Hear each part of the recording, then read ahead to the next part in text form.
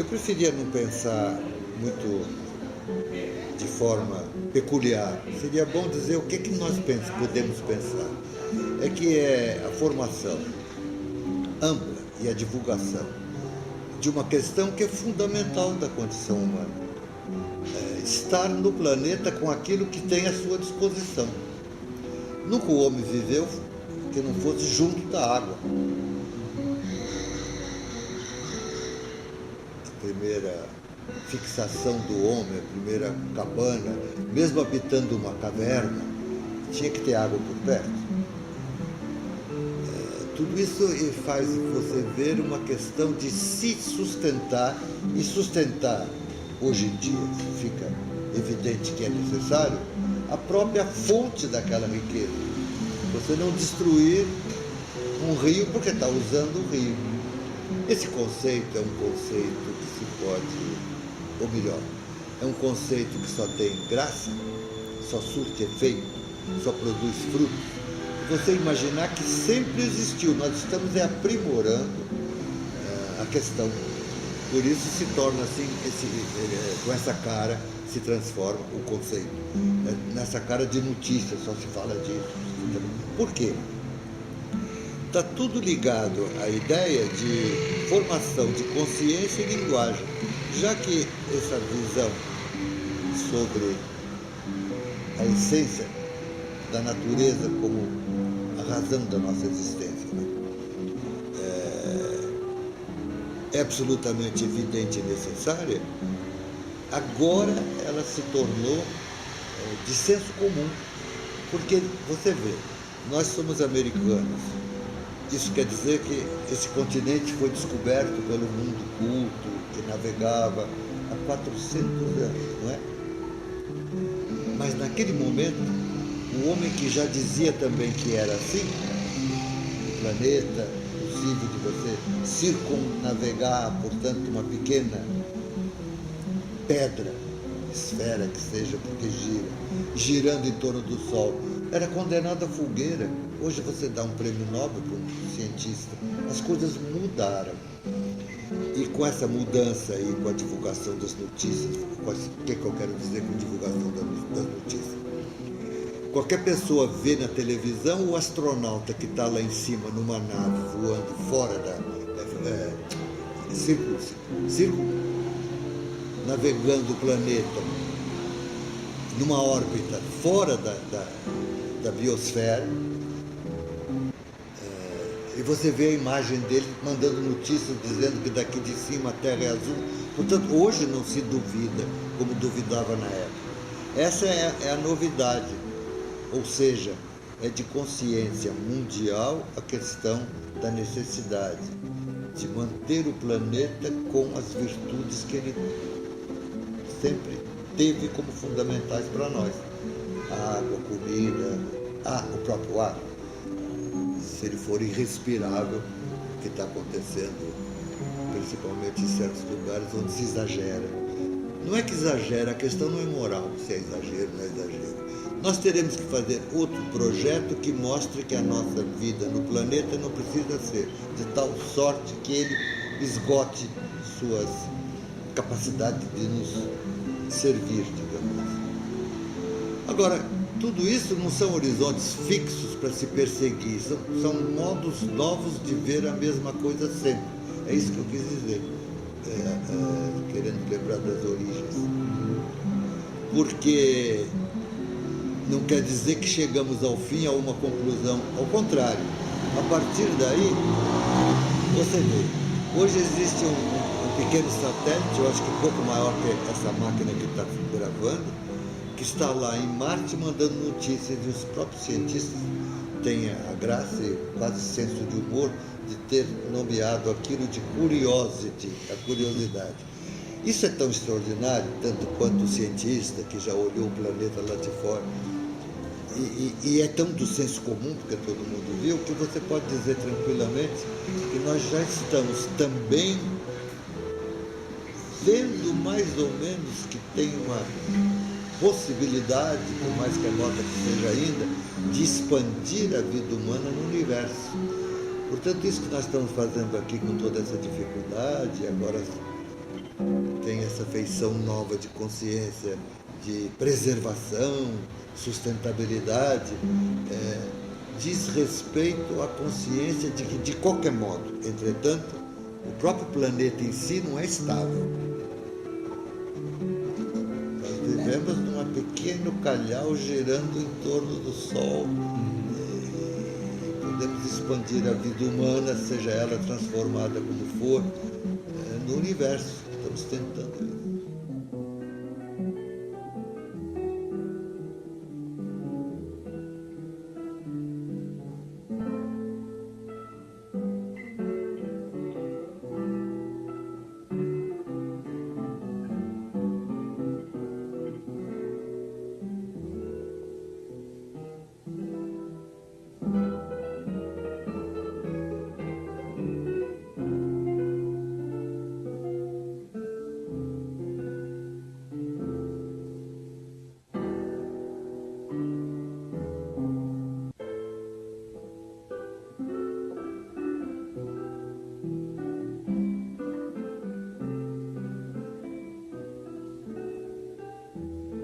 A questão de absoluta necessidade toma um ar trágico que não interessa para o raciocínio de uma visão de futuro ou de formação de mentalidade do homem.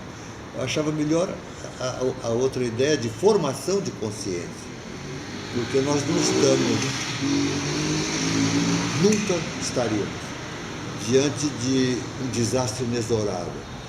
A consciência e a razão humana pode sempre corrigir alguma coisa que está errada. Você pode imaginar que o maior desastre que a Terra já viu efetivamente foi o nazismo, produzido pelo movimento nazista e a guerra estúpida que engendrou contra o mundo inteiro, qualquer coisa assim. E estabelecer um plenário, como é que pode ser? Uma reunião mundial de representantes para dizer isso não é bom e vamos fazer a paz, é fácil imaginar como uma ação humana a partir da consciência. Porque eu tenho a impressão que corrigir um desastre já inexorável como a razão para fazer alguma coisa, já é uma visão de desastre e de um arranjo mais ou menos sem muito significado, né? É inexorável. É mais interessante raciocinar como não haver, o que fazer para não haver mais um incêndio desastrado, do que simplesmente se exercitar para apagar fogo, admitindo que o fogo vai aparecer sempre. É melhor você evitar, é mais inteligente, é mais engenhoso. É o que se chama construir a paz. A paz quer dizer que por si a paz não existirá nunca. Tem que ser um trabalho humano de consenso que devemos fazer para que esse horror não se repita. Eu prefiro essa visão de projeto do que simplesmente apagar o fogo.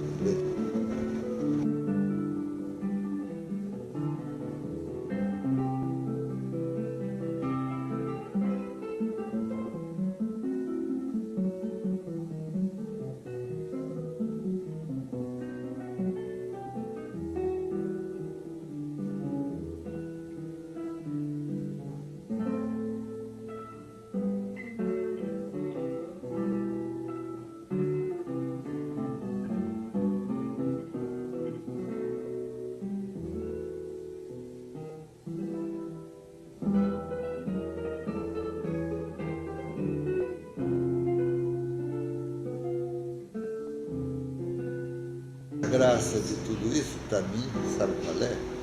É que inexoravelmente é assim.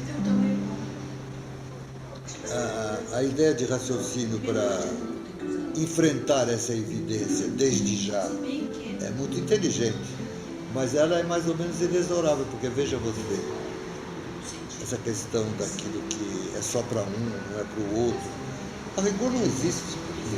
Nada dura eternamente e você ocupa aquilo de outro modo, tá certo? Não adianta você dizer que fez essa casa para o seu fulano de tal. Ele morre e a casa não precisa ser demolida cada vez que o dono morre. Todo mundo mora em São Paulo em apartamentos, a maioria da população, que não foi ele que comprou na origem. Aquele é revendido. Quarto, sala, banheiro, cozinha, elevador, a porta que abre na avenida, com o metrô na porta é para qualquer um, a rigor. Portanto, ao contrário, não reconhecer que sempre tem que ser assim é que é burrada. O cara imaginar que é só para ele. Porque você vê, casa hoje não é uma coisa assim ou assado, do ponto de vista formal. É uma ideia de habitabilidade da cidade, na cidade. Portanto, a grande virtude da casa é o endereço onde ela está.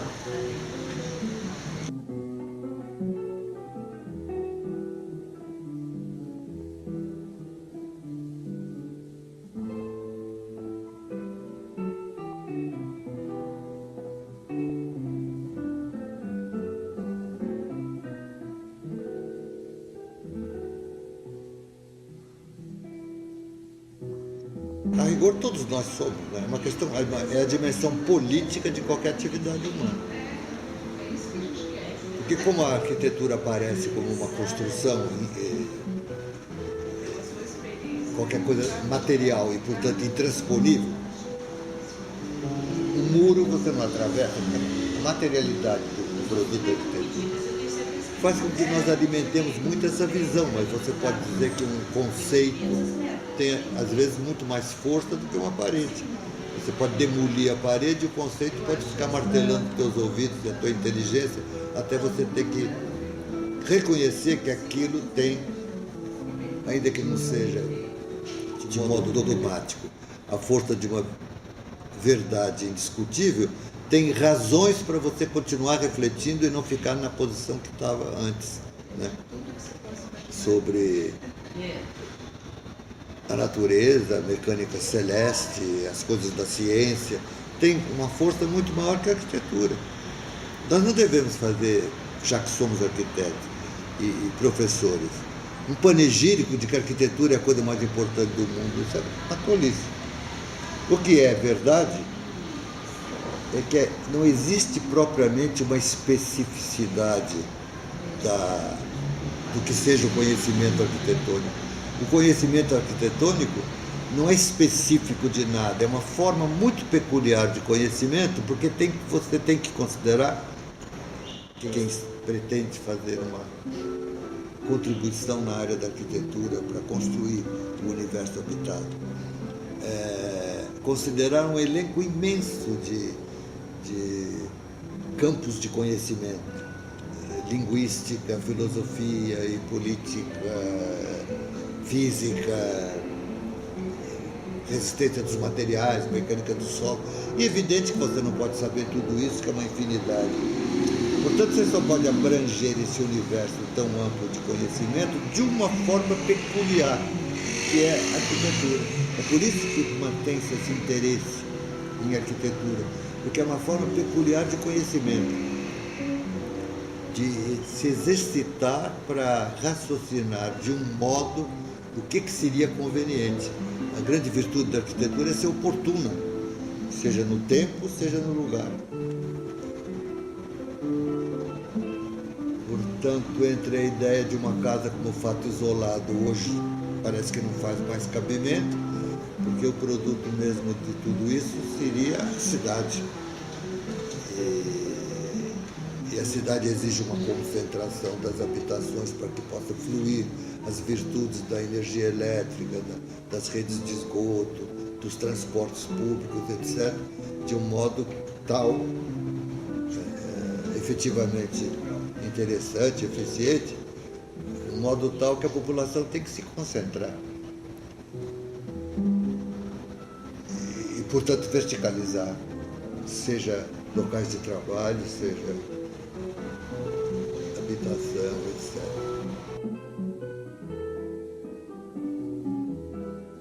Eu tenho a impressão que essa coisa ultimamente tem ficado tão evidente que a cidade pode ser um desastre se for mal desenhada, que você pode dizer que a arquitetura adquiriu atualmente, nos tempos chamados modernos, um valor muito grande. Mas, num certo sentido, se você fosse observar a história. Analistas sagazes como Manfredo Tafuri, por exemplo, você vai ver que essa importância sempre existiu.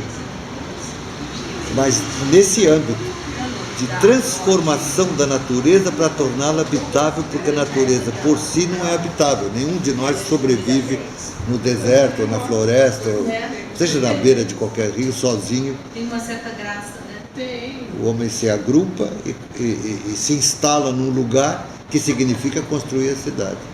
Portanto, o objeto de interesse da arquitetura é a construção da cidade. Qualquer fato isolado que ele queira examinar, tem que examinar à luz do que significa isso na construção de uma cidade, etc, etc.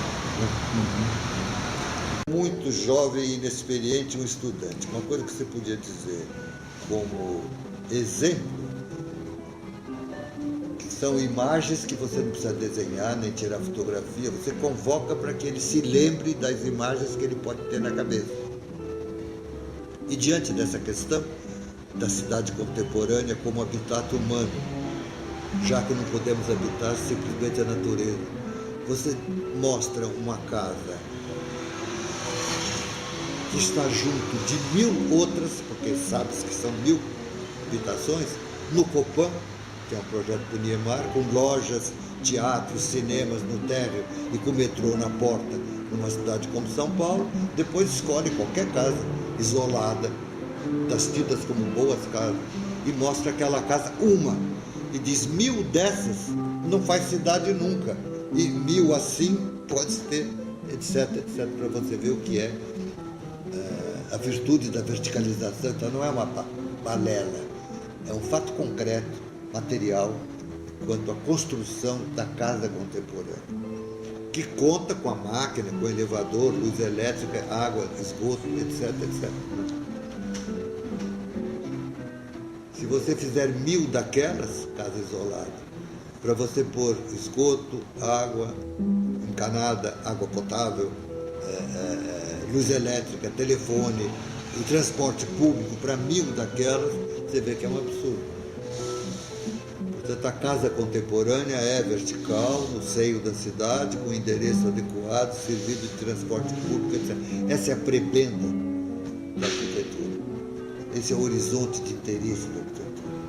A construção da cidade contemporânea na ideia de habitabilidade do planeta e de um modo que parece sustentar melhor as suas virtudes naturais do planeta do que a outra piloteia, traça, asfalta e constrói ruas de modo exagerado, etc. Para passar o automóvel que serve à casa individual, tudo isso é fácil desfrutar desse tipo de raciocínio crítico sobre isso sim, isso não. Não quer dizer que o arquiteto sabe exatamente como deve ser, mas ele pode saber exatamente como não deve ser. E na outra linha experimenta, e a visão tem que ser assim sempre, de caráter, isso sim, isso não. Ninguém sabe exatamente como deve ser, mas tem exemplos que assim é melhor do que assim. Isso podemos ter com tranquilidade, encarar com tranquilidade a possibilidade de uma experimentação frutífera.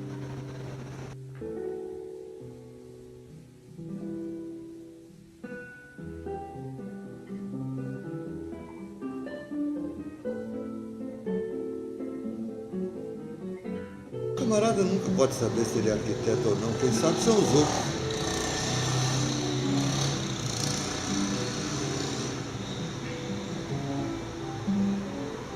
Quem mora no Copan é que sabe que quem desenhou aquilo é ou não arquiteto, pode ter esse título ou não. O que é ser arquiteto?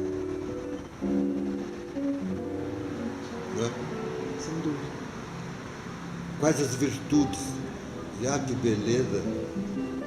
Eu saio da porta, tomo o elevador, desço, pego o metrô, estou na cidade de São Paulo, posso trabalhar onde eu quiser, ou pelo menos num âmbito muito mais amplo. Se tivesse mais casos assim, aliás, há muitos prédios, mas não tão bem feitos, porque a instalação na cidade... Você quer ver uma coisa que talvez seja interessante dizer, que resume bem? Se a verticalização é o que permite a concentração dos habitantes de uma maneira interessante na ideia de cidade, quanto a tudo que já se falou,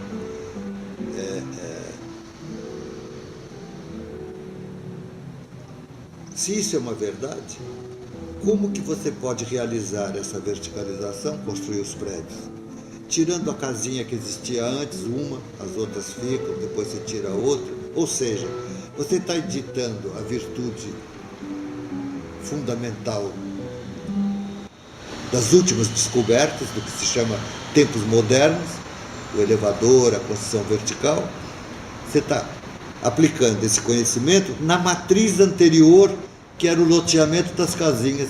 Ou seja, é evidente que para verticalizar você tem que ter o domínio de um espaço muito maior para desmanchar o loteamento de casinhas e fazer um outro desenho para verticalização. Isso é tão evidente quanto possa ser os exemplos do Copan, que só pode ter sido feito assim porque o terreno era imenso, todo disponível, não era lote de casinhas, e o Conjunto Nacional na Avenida Paulista, que é o melhor conjunto da Avenida Paulista, porque também a melhor quadra da Avenida Paulista, porque também a propriedade era a quadra inteira desde a origem. Ou seja, você não pode editar o modelo contemporâneo, dito moderno, na matriz anterior, que é a matriz antiga, que é o loteamento da casinha. Isso é que se chama reurbanizar, redesenhar o território com o novo. O novo não aparece no mesmo traçado do território antigo. Não tem cabimento que apareça. É um desastre.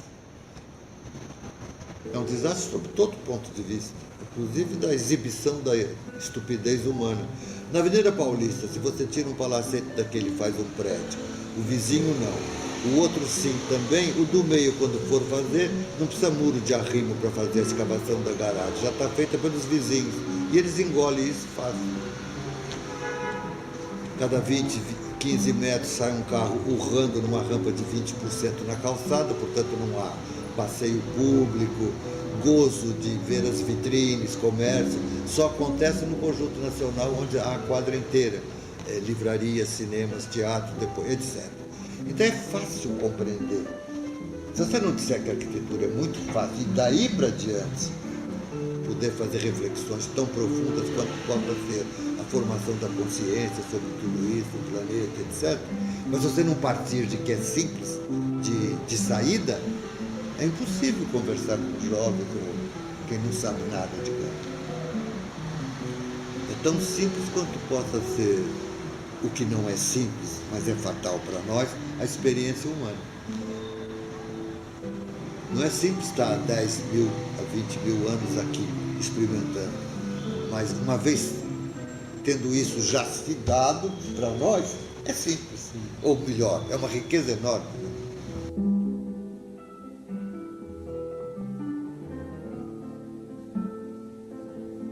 Você tem que sempre ouvir a voz do povo, porque a voz do povo é a manifestação do desejo. Só que não precisa ver ele batendo na sua porta. Se você é um intelectual, devia saber antes, por outras razões, de análise da situação. Que tanto pode refletir com tudo isso antes que se faça besteira. O raciocínio humano, a matemática é feita, inclusive, usada para prever fenômenos antes que eles existam propriamente. Ou até eles já existem, mas antes que te apareçam, você supõe, prevê e pode fazer cálculos até matemáticos. Portanto, só faltava nós não sabermos o que o povo deseja. Aí é uma visão política prática já, que para nós não é. É bom ouvir, mas já tinham falado antes para um arquiteto. Eu quero dizer, é difícil falar, não? Eu quero dizer que para um intelectual, o que o povo está dizendo na rua, ele tinha que saber muito antes. O povo já falou antes que fale. Os desejos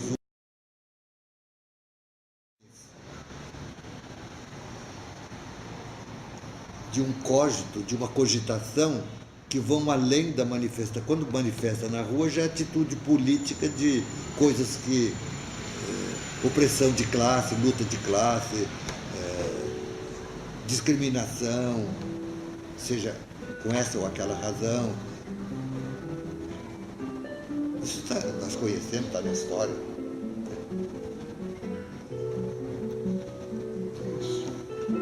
Aí é melhor mandar pedir para os estudantes leem mesmo Gramsci, Marx, Foucault, filósofos, linguistas, arranja um conjunto de textos. Senão nós ficamos falando mal, porque não somos especializados, de questões que são fundamentais para aquilo que se chama formação da consciência, de uma consciência sobre a nossa situação no universo atualmente. Não é feito de blá blá blá bate-boca. É melhor procurar as fontes mais límpidas da reflexão sobre tudo isso, para depois você poder avaliar enquanto um arquiteto no sentido da palavra, quer dizer, um homem que tem curso universitário numa população mundial ainda analfabeta, poder interpretar esses fatos, mas não indo lá olhar o fato como se fosse pronto-socorro. Tem uma visão histórica desse processo todo da mente humana. Não parece mais lógico? O arquiteto tem que ser estudioso. Não é que tem que ser como se fosse moral, mas é bom que seja. Senão será.